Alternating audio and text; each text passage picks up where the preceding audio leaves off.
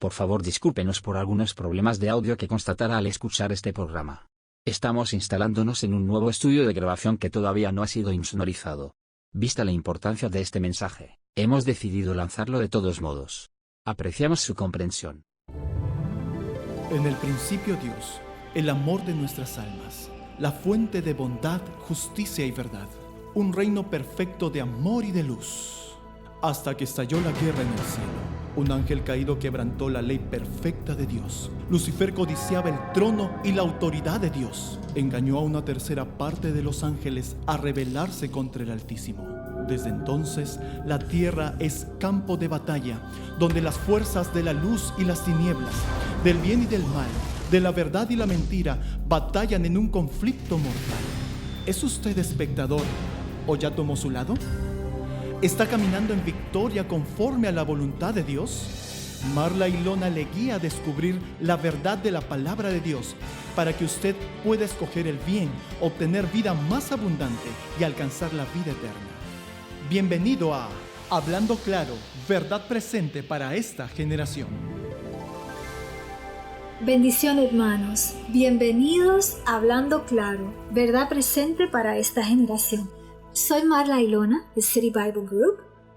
Hoy tengo uno de los mensajes más importantes de verdad presente que el Señor tiene para su pueblo en este momento. Jesús dijo que su segunda venida sería como ladrón en la noche. Generalmente entendemos que esta expresión significa que la segunda venida nos tomará por sorpresa.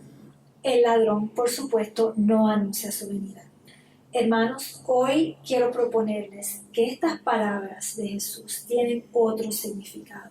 Obviamente siempre está presente el elemento sorpresa, pero hoy voy a demostrarles que Jesús utiliza esta expresión como ladrón en la noche en lenguaje codificado, queriendo decir que habría un problema de robo de identidad. Alguien vendría a impersonarlo y a robar su identidad. Y yo me pregunto, ¿quién sería ese? En el discurso en el Monte de los Olivos, Jesús advirtió a sus discípulos sobre el gran peligro del engaño. De hecho, hermanos, el engaño es el más grande peligro que confronta a la iglesia del tiempo del fin.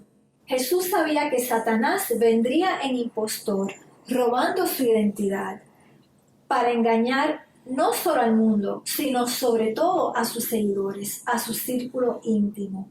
Y hay varias escrituras referentes a este robo de identidad. Hoy les voy a enseñar la manera cómo aparecerá Satanás sobre el escenario mundial, impersonando a Jesús. Vamos a analizar por qué aparecerá Satanás, por qué no se conforma de seguir obrando en las tinieblas como siempre lo hace, por qué va a venir delante del escenario, cómo lo hará, dónde lo hará y cuándo se revelará el enemigo de las almas disfrazado en ángel de luz. Hermanos, no se quieren perder nada de lo que le voy a decir. Por favor, quédense conmigo hasta el final. ¡Comencemos!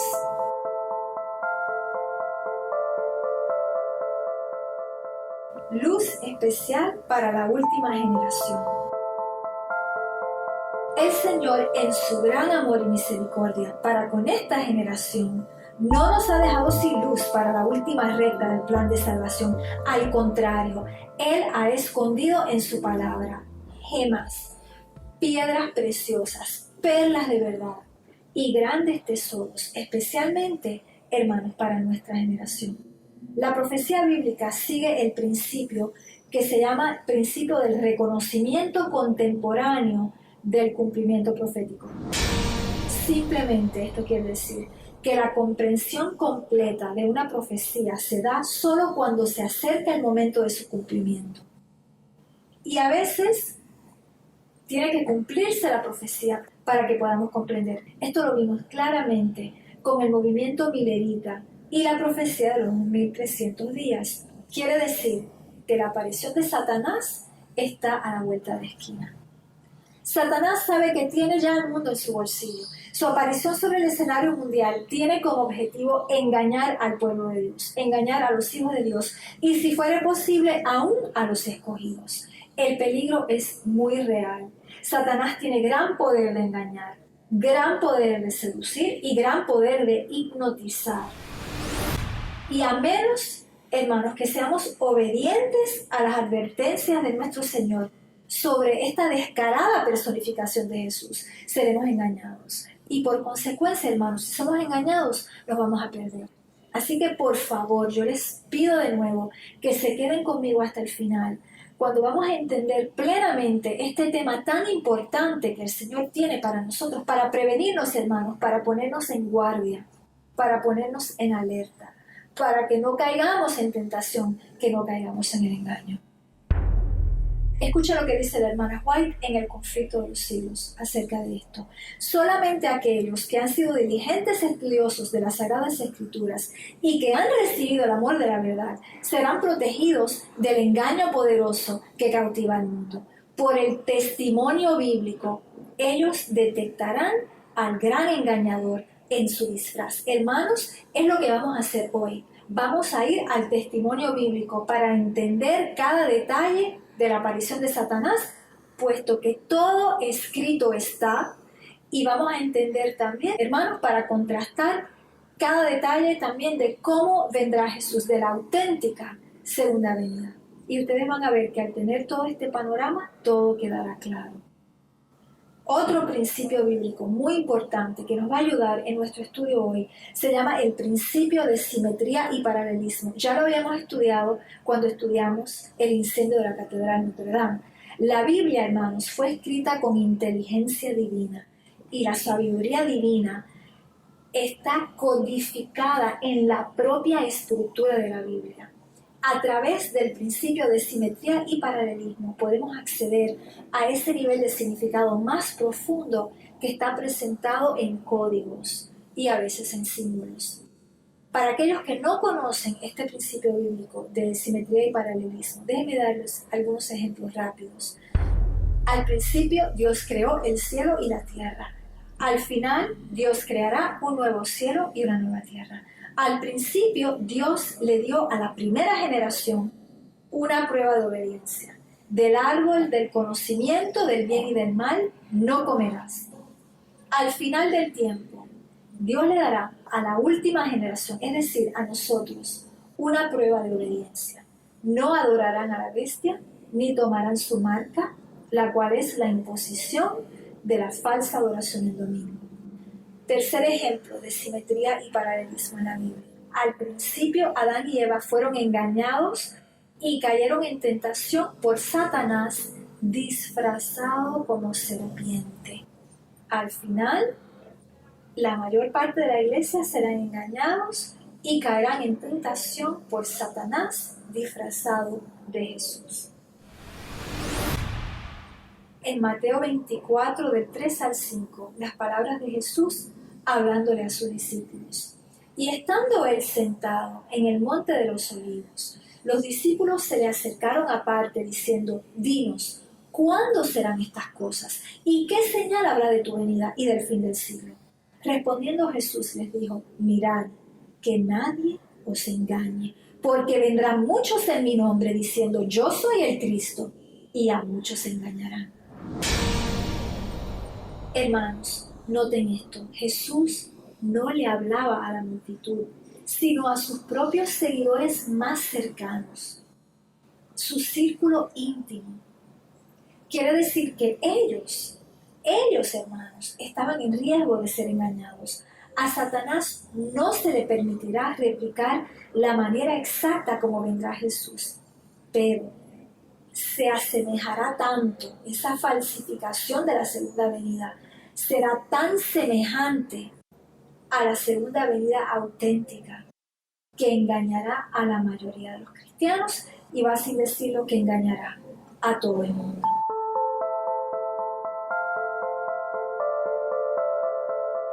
Como ladrón en la noche. Leamos en 2 Corintios 11 del 13 al 14. Porque estos son falsos apóstoles, obreros fraudulentos, que se disfrazan como apóstoles de Cristo. Y no es maravilla, porque el mismo Satanás se disfraza como ángel de luz. En ese mismo capítulo, 2 Corintios 11, escucha lo que Pablo le dice a los corintios, unos versículos más arriba. Pero temo que como la serpiente con su astucia engañó a Eva, vuestros sentidos sean de alguna manera extraviados de la sincera fidelidad a Cristo. Porque si viene alguno predicando a otro Jesús que el que os hemos predicado, o si recibís otro espíritu que el que habéis recibido, u otro evangelio que el que habéis aceptado, bien lo toleráis. Es decir, Pablo está diciendo, tengo temor de que toleren otro espíritu, otro evangelio, otro Jesús. Y noten, hermanos, que al decir esto, Pablo mismo está reconociendo lo que les acabo de plantear, que es la simetría y el paralelo entre el engaño de Eva por la serpiente y el engaño que podrían tolerar los corintios y nosotros en la última generación. Vamos a considerar rápidamente 3 escrituras que hablan directamente sobre el ladrón en la noche. Primera de Tesalonicenses 5, 2 al 3. Porque vosotros sabéis perfectamente que el día del Señor vendrá así como ladrón en la noche, que cuando digan paz y seguridad, entonces vendrá sobre ellos destrucción repentina, como los dolores a la mujer encinta, y no escaparán. Claramente, estos versículos se refieren a los malvados, es decir, a la falsa trinidad de Satanás, el anticristo y el falso profeta. Segunda de Pedro 3, versículo 10. Pero el día del Señor vendrá como ladrón en la noche, en el cual los cielos pasarán con gran estruendo, y los elementos ardiendo serán deshechos, y la tierra y las obras que en ella hay serán quemadas. Hermanos, este versículo está haciendo alusión a la destrucción de la tierra al final del milenio. Es entonces cuando la tierra se convierte en el lagar de fuego donde serán consumidos los malvados. Así que de nuevo este versículo donde se nos habla de que el día del Señor vendrá como ladrón en la noche, la expresión ladrón en la noche está asociada con los malvados. Está escuchando Hablando Claro, verdad presente para esta generación. Lucas 12, 39 al 40. Pero sabed esto, que si supiese el padre de familia a qué hora el ladrón había de venir, velaría ciertamente y no dejaría minar su casa. Vosotros pues también estad preparados, porque a la hora que no penséis, el Hijo del Hombre vendrá. Estos mismos versículos se encuentran también en Mateo 24. En Lucas nos dice, no dejaría minar su casa, es decir, el padre de familia no dejaría minar su casa. Minar quiere decir robar, penetrar con el objetivo de robar. Hermanos, esta siempre es la agenda de Satanás, robar, matar, destruir. Satanás quiere engañarnos. ¿Con qué objetivo? Para robarnos nuestra herencia eterna. Así que vemos que también Lucas 12, 39 al 40, hablando del ladrón, también se refiere a la falsa segunda venida. Está también hablando de los malvados, los que vienen para robar, matar, destruir. Hermanos, no hay ninguna duda. Hemos demostrado que cuando la Biblia nos habla del ladrón en la noche, nos está hablando de uno que vendría a hurtar la identidad de Cristo, a impersonar a Cristo falsamente y viene a dramatizar una falsa segunda venida. Leamos comentario de la hermana White en El conflicto de los siglos, en el capítulo El tiempo de angustia. El acto capital que coronará el gran drama del engaño será que el mismo Satanás se dará por Cristo. Hace mucho que la Iglesia profesa esperar el advenimiento del Salvador como consumación de sus esperanzas. Pues bien, el gran engañador simulará que Cristo habrá venido.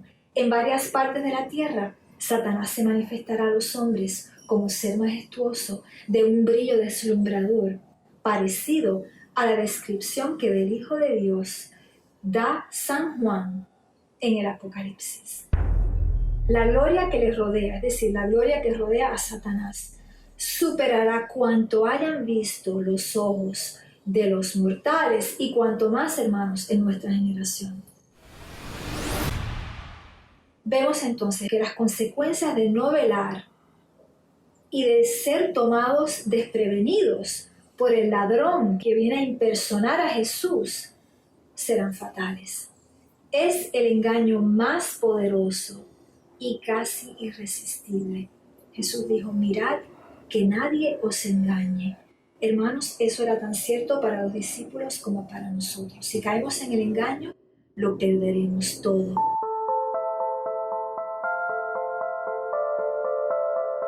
El escenario de la aparición de Satanás. Satanás está preparando cuidadosamente su aparición sobre el escenario mundial. En este momento hay gran agitación y actividad en el mundo cristiano. Se planifica un reavivamiento global para el primer semestre del 2020. ¿Cómo podemos nosotros saber si este reavivamiento es falso y si viene o no viene de Dios? Hermanos, porque el reavivamiento auténtico siempre comienza con la palabra de Dios. Precisamente, hermanos, es lo que estamos estudiando este trimestre en nuestras lecciones sabáticas, estudiando los libros de Esdras y Nehemías. Allí en Israel se produjo un auténtico reavivamiento. ¿Cómo lo reconocemos? ¿Cuál es la progresión de un reavivamiento genuino? Primero viene la lectura de la palabra. Segundo, viene el arrepentimiento y la tristeza por el pecado. Tercero, sigue el reavivamiento. ¿Reavivamiento de qué? Del primer amor en el corazón, el cual trae obediencia y un deseo de servir a Dios. Y finalmente, hermanos, viene la reforma, que implica un cambio completo de actitud, de estilo de vida, una transformación del carácter. Hermanos, el reavivamiento que está en gestación a nivel mundial en este momento es la obra de otro espíritu. No es la obra del Espíritu Santo. Ese reavivamiento está diseñado para reforzar el movimiento del domingo, el cual, como lo sabemos, avanza en tinieblas. Pero el Espíritu dice claramente que en los postreros tiempos algunos apostatarán de la fe, escuchando espíritus engañadores y a doctrinas de demonios. Excepto por el pequeño remanente, hermanos, excepto que hay un pequeño remanente que se aferra tenazmente a la palabra de verdad. Excepto por este remanente, hermanos, toda la cristiandad se está preparando para recibir y para ser engañada por el engaño casi irresistible de Satanás. Todos los eventos que están planificados alrededor del mundo como parte de este reavivamiento nos llevan, hermanos, ¿saben a qué? A mayo 2020, el mismo mes en el cual el Papa ha llamado a los líderes mundiales a unirse en una gran alianza educativa organizada por el Vaticano. El objetivo del Papa es de involucrar a todos los influenciadores de todos los campos de actividad, no solo política, no solo gobierno, no solo economía, sino a todos los influenciadores del mundo. Los quiere organizar en una gran obra de lavado de cerebro, no hay otra palabra, hermanos, lavado de cerebro de todas las naciones para que acepten el nuevo orden mundial que él, el Papa Francisco, dirigirá, como está profetizado. Por supuesto, qué sorpresa, el reavivamiento se llama el despertar global. Hermanos, ahora todo es global, ¿no lo han notado? Listo, todo está listo para el nuevo orden mundial.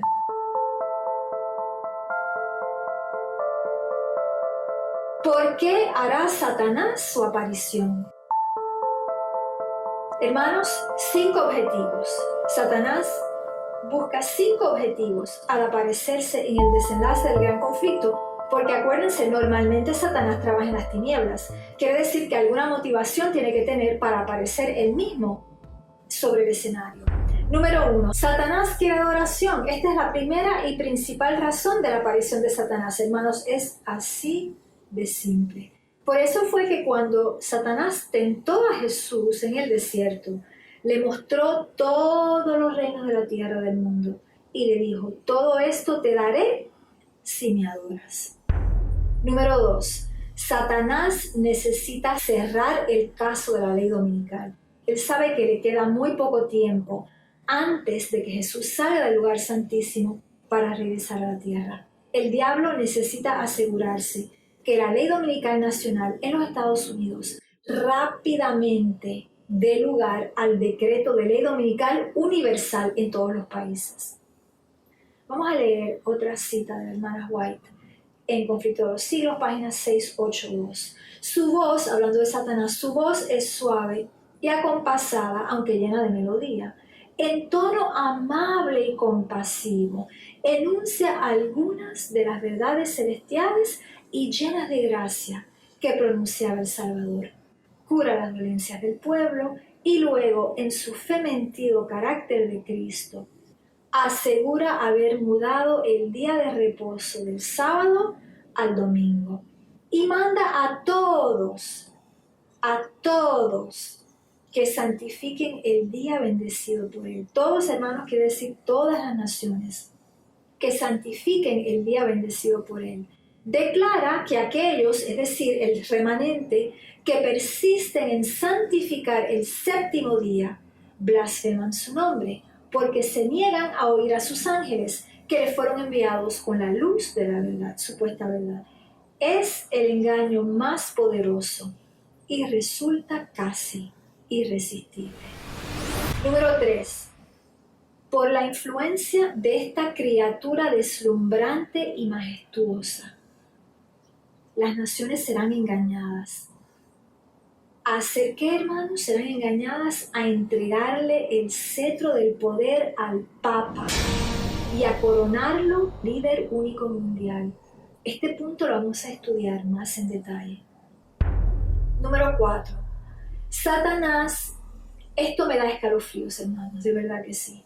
Satanás quiere derramar su espíritu maligno sobre el pueblo de Dios antes de que el Señor derrame su Espíritu Santo.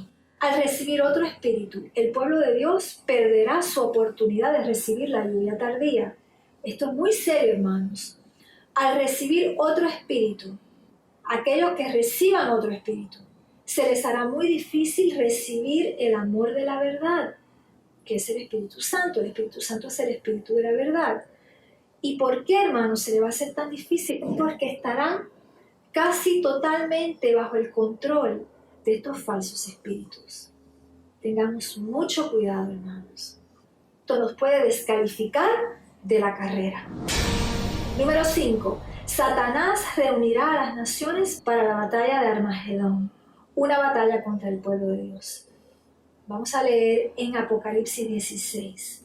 Y vi salir de la boca del dragón, y de la boca de la bestia, y de la boca del falso profeta, 3 espíritus inmundos, a manera de ranas, pues son espíritus de demonios, que hacen señales, y van a los reyes de la tierra en todo el mundo, para reunirlos a la batalla de aquel gran día del Dios Todopoderoso. Y hermanos, nosotros sabemos que esa batalla de Armagedón es el decreto universal de muerte contra el pueblo de Dios mencionado en Apocalipsis 13.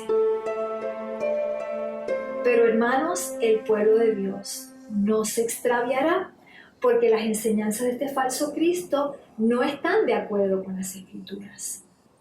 Acuérdense que la prueba para todo espíritu se encuentra en Isaías 8:20, a la ley y al testimonio. Si no dijeren conforme a esto, es porque no les ha amanecido. En la traducción en inglés, en la King James, dice, es porque no hay luz en ellos. Es decir, son espíritus de las tinieblas. Está escuchando Hablando Claro, verdad presente para esta generación.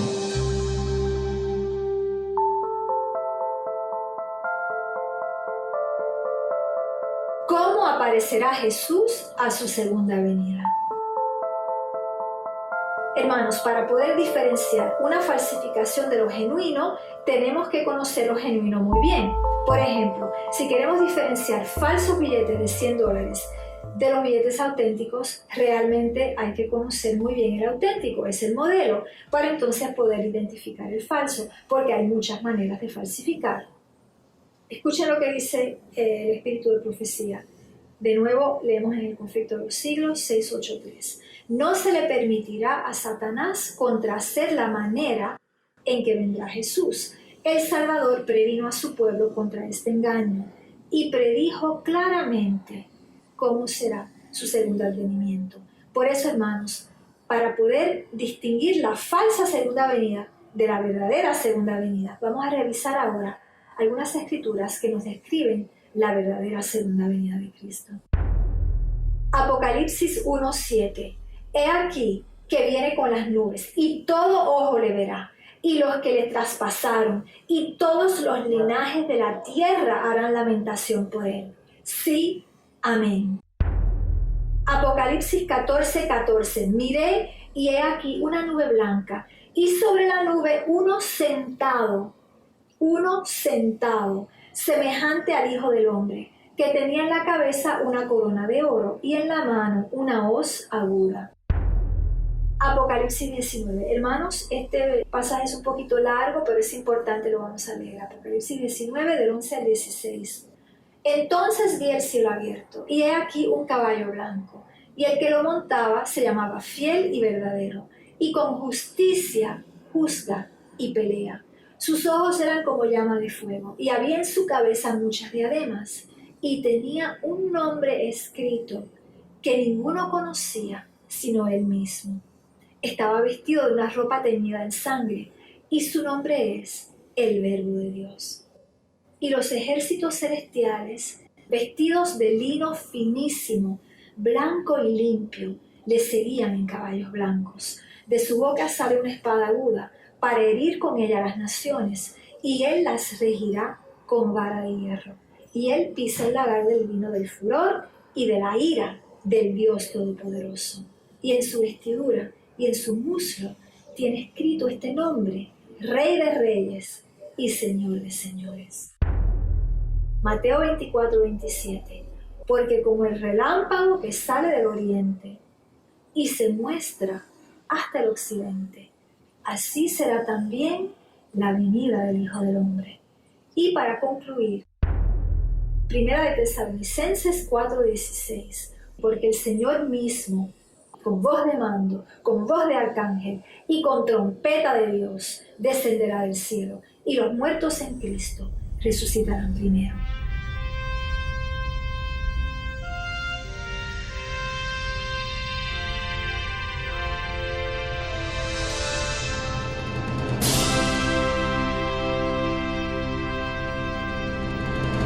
Vamos a resumir, hermanos, las características de la auténtica segunda venida. Jesús vendrá sentado, detalle importantísimo, Jesús vendrá sentado en una nube blanca o en un caballo. Tanto la nube como el caballo en realidad se refieren a legiones de ángeles vestidos en lino blanco. Jesús tendrá sobre su cabeza una corona dorada y estará vestido en vestimentas reales. Sobre su muslo está escrito Rey de Reyes y Señor de Señores. Jesús y las huestes celestiales descenderán del cielo y entrarán a la atmósfera terrestre a gran altitud. Recuerden, hermanos, que Jesús viene de Orión. Viajarán a la velocidad del relámpago. Y otro detalle capital, la dirección de su movimiento es de este a oeste. La dirección de su movimiento es de este a oeste. Y Jesús descenderá con voz de mando y con sonido de trompeta. Hermanos, todos estos detalles son importantes. Escuchamos a la hermana White decir que a Satanás no se le permitirá falsificar la manera exacta de la segunda venida. Pero su falsificación será tan y tan similar, hermanos, que solamente nos podemos fiar al testimonio bíblico y debemos conocer precisamente cada detalle que nos dice la palabra sobre cómo se hará el retorno de Jesús para que podamos reconocer el falso. Incluso, hermanos, si fuera posible, debemos tratar de anticipar qué características tendrá la falsa segunda venida. Y eso, hermanos, es lo que vamos a hacer ahora. Por favor, quédense conmigo. Vamos a ver en la Biblia. Es impresionante, hermanos, cómo el Señor nos ha dejado este testimonio bíblico, cómo en la palabra de Dios se nos describe de manera tan clara. Hermanos, quédense conmigo. Continuemos.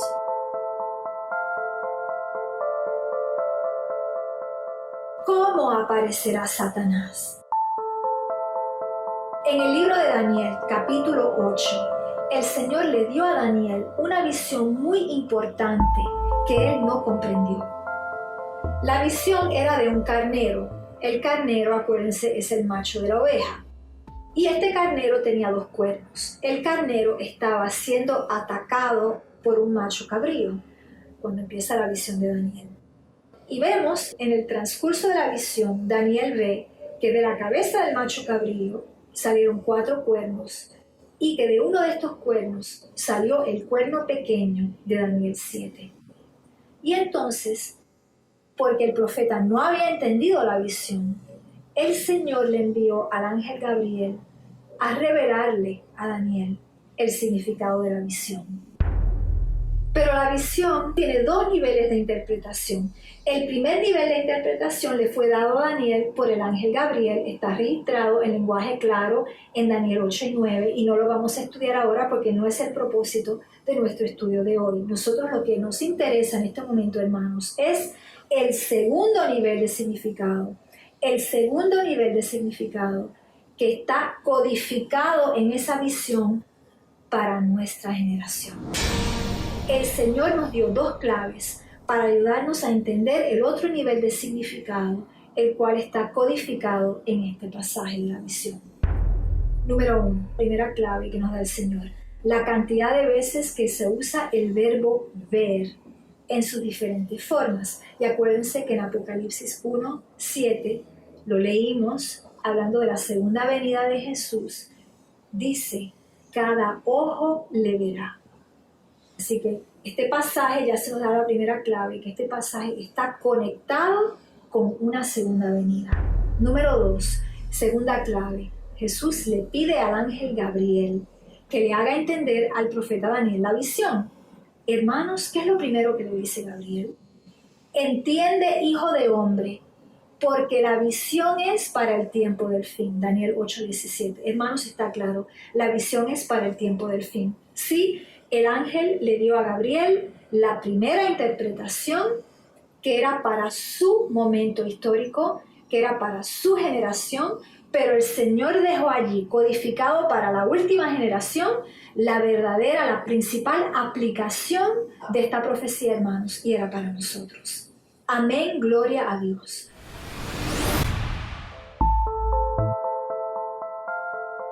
La visión del carnero y del macho cabrío. Leamos en Daniel 8. Vi en visión, y cuando la vi, yo estaba en Susa, que es la capital del reino, en la provincia de Elam. Vi pues en visión, estando junto al río Ulai. Alcé los ojos y miré, y he aquí un carnero que estaba delante del río, y tenía 2 cuernos. Y aunque los cuernos eran altos, uno era más alto que el otro, y el más alto creció después. Hermanos, escuchen ahora bien el versículo 4. Estamos siempre en Daniel 8, versículo 4. Vi que el carnero hería con los cuernos al poniente, al norte y al sur. ¿Qué es el poniente, hermanos? Es el occidente, es donde se acuesta el sol, ¿no? Vi que el carnero hería con los cuernos al poniente, es decir, al oeste, al norte y al sur, y que ninguna bestia podía parar delante de él, ni había quien escapase de su poder, y hacía conforme a su voluntad, y se engrandecía. El carnero o la oveja es un animal del santuario. Eso lo entendemos perfectamente. La oveja es símbolo de Jesús. Noten también que Daniel estaba cerca del río y el carnero estaba parado al lado del río. En el libro hebreo de Daniel, es decir, El capítulo 1 de Daniel está escrito en hebreo, igual que el capítulo 8, 9, 10, 11 y 12. En el libro hebreo de Daniel, cada vez que Jesús aparece, Jesús está parado sobre el río o al lado del río. Hermanos, claramente no hay lugar a duda. Este carnero es tipo y sombra de Jesús. ¿Qué hacía el carnero? Lo leímos en el versículo 4. El carnero empujaba o hería con sus cuernos al oeste, al norte y al sur. Esto quiere decir, hermanos, si el carnero empujaba al oeste, al norte y al sur, quiere decir que el carnero venía en dirección del este. Detalle es importante, hermanos. Ahora vamos a seguir leyendo porque lo que sucede en el versículo 5 es completamente asombroso.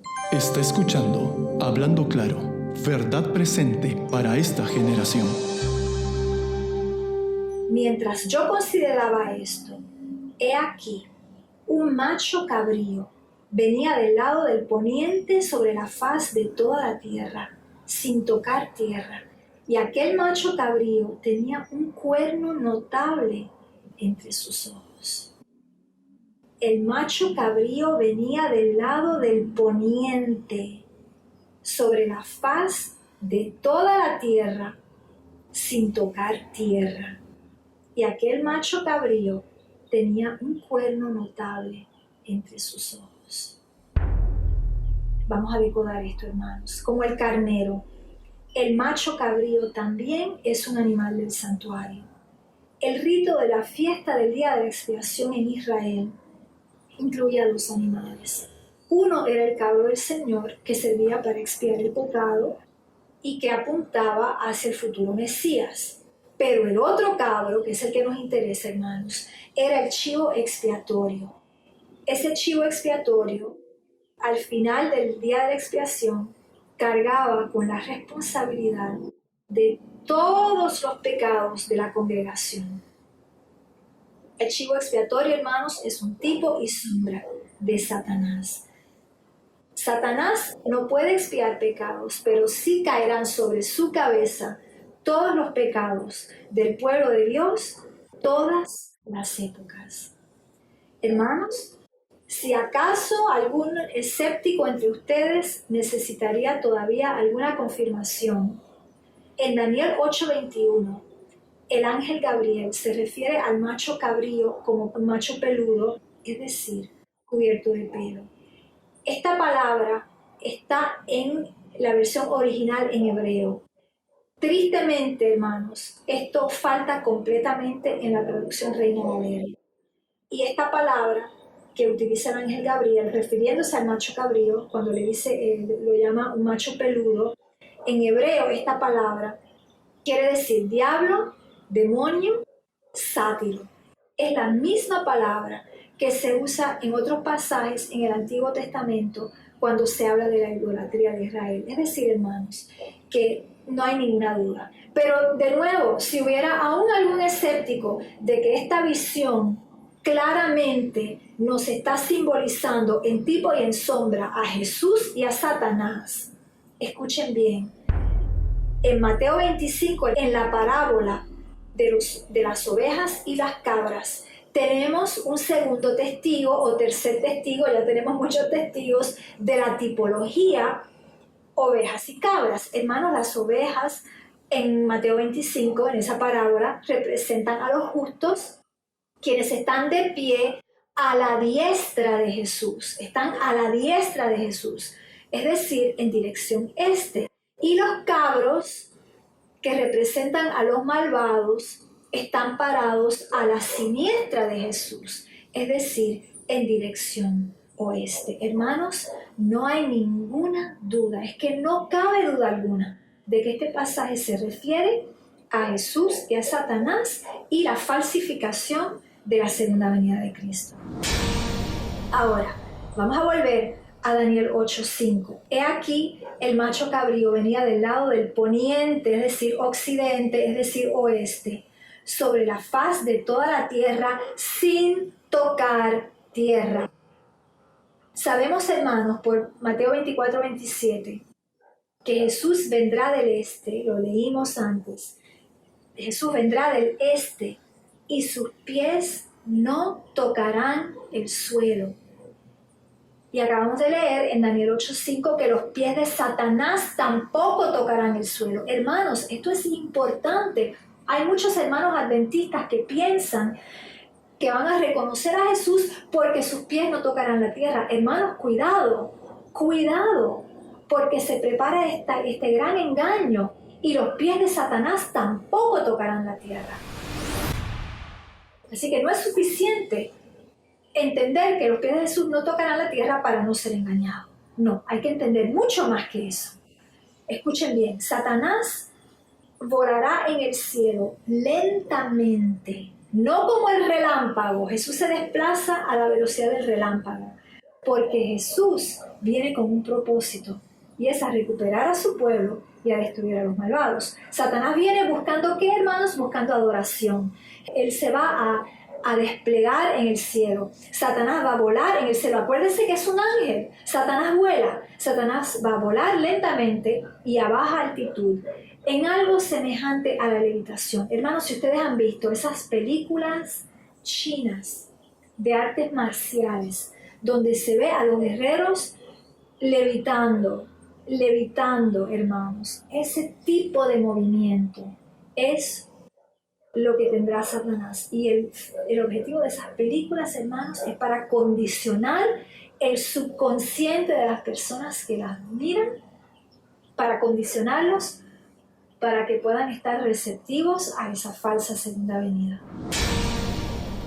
Además de venir desplazándose lentamente y a baja altitud, Satanás se desplazará de oeste a este. Jesús viene de este a oeste. Satanás se desplazará de oeste a este. En otras palabras, hermanos, Satanás se desplazará en la dirección opuesta a Jesús. Solo el testimonio seguro de la Biblia nos puede preservar del engaño, hermanos.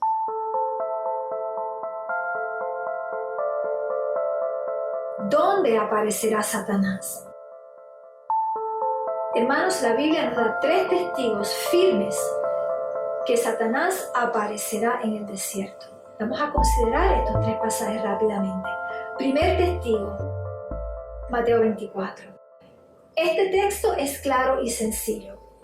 Mateo 24, del 24 al 26, Jesús le dijo a sus discípulos: porque se levantarán falsos cristos y falsos profetas, y harán grandes señales y prodigios, de tal manera que engañarán, si fuere posible, aún a los escogidos. Ya os lo he dicho antes, así que si os dijeren: mirad, está en el desierto, no salgáis.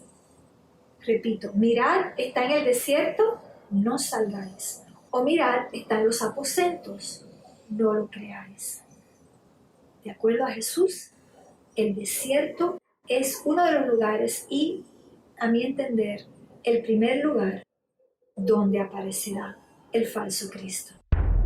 Segundo testigo. Cuando Satanás apareció como ángel de luz para tentar a Jesús, estaban en el desierto.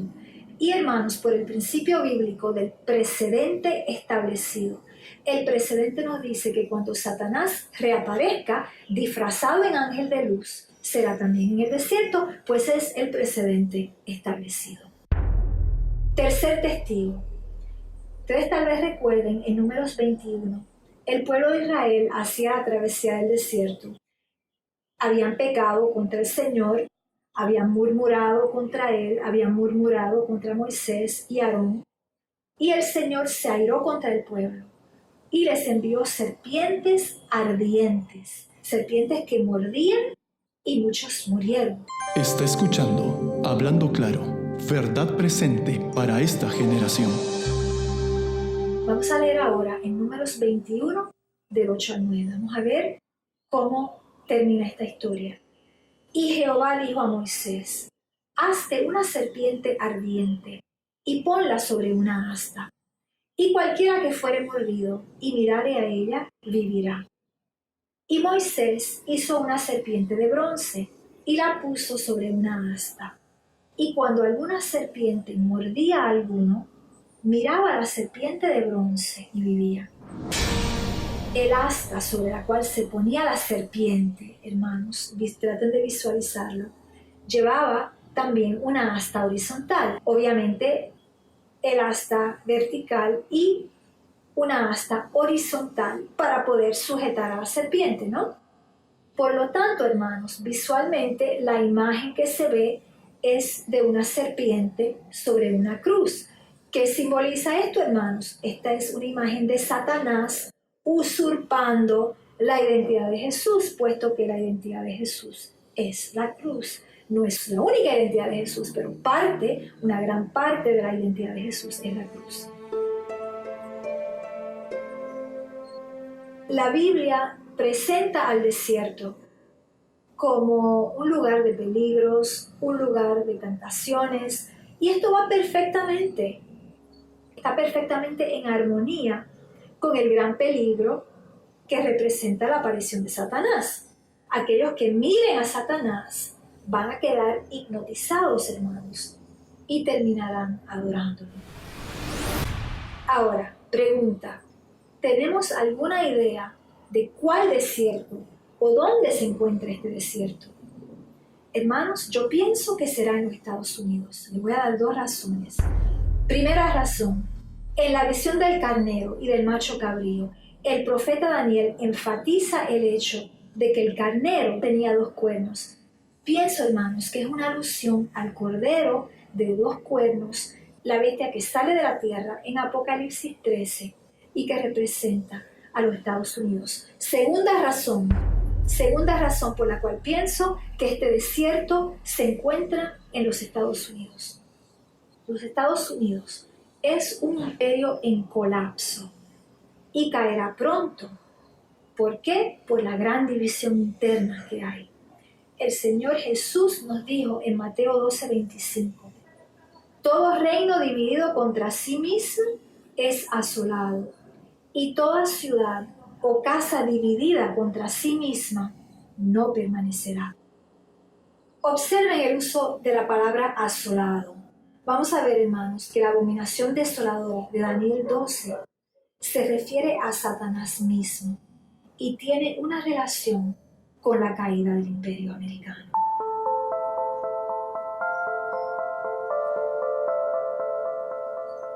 Hermanos, les invito para la segunda parte de este programa, donde vamos a tratar de cuándo aparecerá Satanás. ¿En qué momento aparecerá Satanás? Hermanos, por favor, regresen para escuchar la segunda parte. Los espero. Que el Señor los bendiga, que el Señor los llene del amor de la verdad y que me los proteja de todo engaño.